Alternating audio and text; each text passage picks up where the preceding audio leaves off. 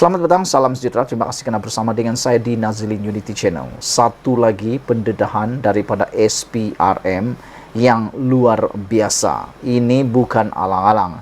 Ini melibatkan uang RM 9 juta. Bayangkan uang 9 juta telah diseleweng. Siapa yang menyelewengnya?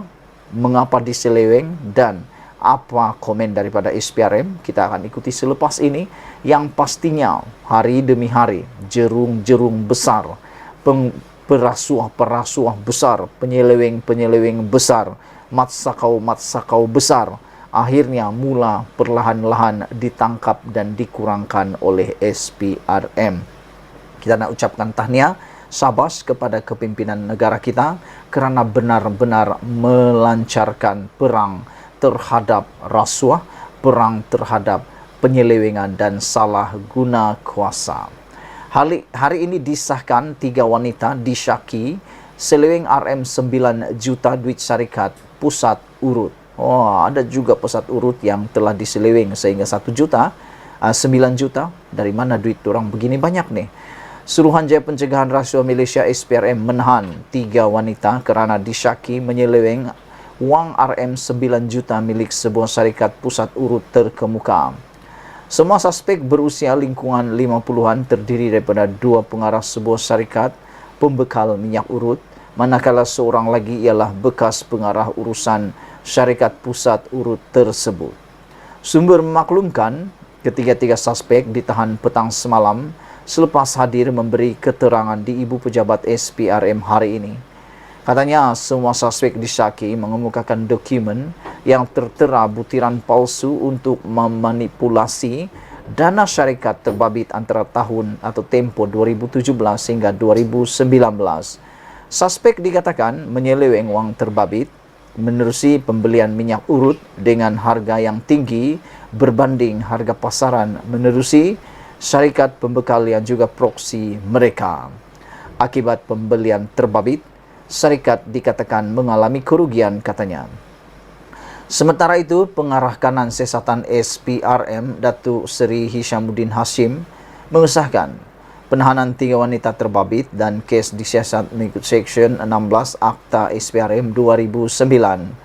Katanya, SPRM kini sedang mengesan 2 lagi individu dipercayai suspek utama kes berkenaan, iaitu bekas pengarah urusan dan bekas pegawai kewangan syarikat pusat urut terbabit. Terdahulu, ketiga-tiga suspek dibawa ke Mahkamah Magistrate di sini sebelum Magistrate Irza Zulaika Rohanuddin benarkan permohonan SPRM untuk menahan reman mereka selama beberapa hari mulai hari ini bagi membantu siasatan.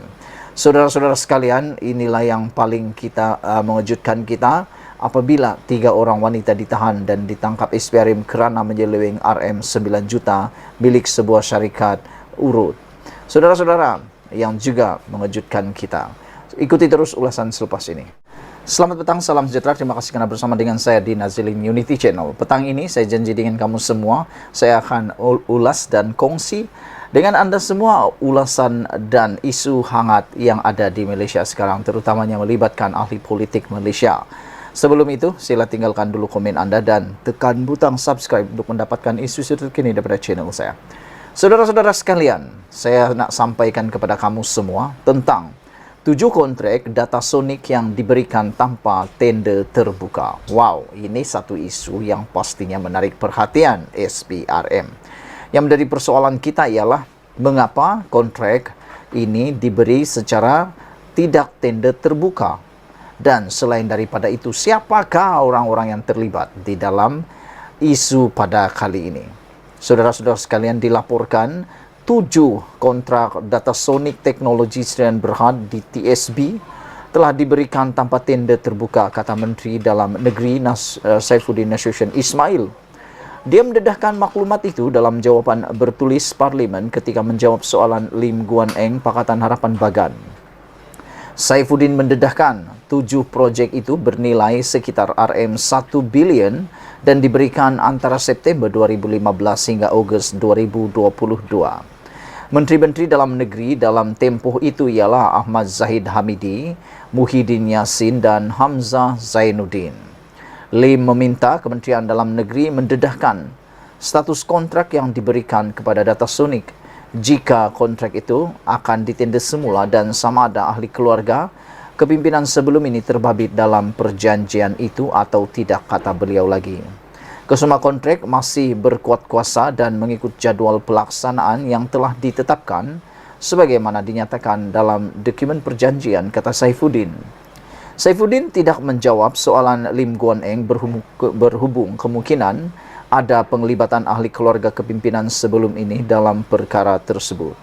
DTSB ialah anak syarikat Datasonic Group Sdn Berhad, sebuah syarikat tersenarai di bursa saham. Jawaban Saifuddin juga tidak menyentuh berkenaan langkah kerajaan sekarang untuk memberikan DTSB lanjutan kontrak selama 3 bulan untuk pembekalan MyCard, MyTentera dan MyPoka dan bahan habis guna kepada Jabatan Pendaftaran Negara.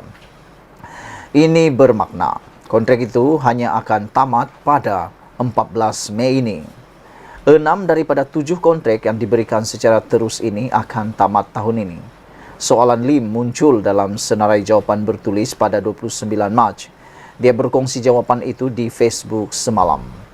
Pada 31 Mac, Datasonic dalam kenyataannya kepada beberapa media menjelaskan kontrak pemberian langsung itu pada mulanya kebanyakannya menang melalui tender terbuka. Menurut The Edge, syarikat itu berkata, selepas mendapat kontrak terbuka, melalui kontrak terbuka, ia mencadangkan kontrak baru kepada kerajaan dengan potongan harga serta perkhidmatan dan produk yang lebih baik. Syarikat itu berkata, bagi projek yang melibatkan keselamatan seperti pembekalan MyCard mendapat manfaat daripada kontrak pemberian langsung berbanding proses tender yang panjang. Oleh itu, kami terlibat melalui proses rundingan terus. Sudah menjadi amalan biasa bahawa rundingan harga kami sentiasa membawa kepada pengurangan sebanyak 5% hingga 10%, kata DTSB lagi. Saudara-saudara sekalian, inilah satu pendedahan yang memang mengejutkan kita semua, melibatkan perolehan dan melibatkan keuangan negara. Ianya apabila disahkan 7 kontrak Datasonic diberikan tanpa tender terbuka, dan yang menarik lagi itu telah didedahkan oleh Menteri Dalam Negeri Saifuddin Nasution Ismail dan ia melibatkan beberapa orang menteri yang telah pun 7 projek itu bernilai sekitar 1 bilion dan diberikan antara September 2015 hingga Ogos 2022, yang mana Menteri-Menteri Dalam Negeri dalam tempoh itu ialah Ahmad Zahid Hamidi pada tahun 2013 hingga 2018, Muhyiddin Yassin 2018 hingga tahun 2020 dan Hamzah Zainuddin tahun 2020 hingga 2022. Soalan ini menjawab kepada soalan Lim Guan Eng yang bertanya tentang maklumat berkaitan Datasonic tersebut. Lim sebenarnya meminta Kementerian Dalam Negeri mendedahkan status kontrak yang diberikan kepada Datasonic jika kontrak itu ditender semula dan sama ada ahli keluarga kepimpinan sebelum ini terbabit dalam perjanjian itu atau tidak. Namun demikian, dalam jawapan yang diberikan oleh Saifuddin Nasution Ismail, dia tidak menjawab soalan Lim Guan Eng berhubung kemungkinan ada penglibatan ahli keluarga kepimpinan sebelum ini di dalam perkara tersebut. Ikuti terus ulasan selepas ini.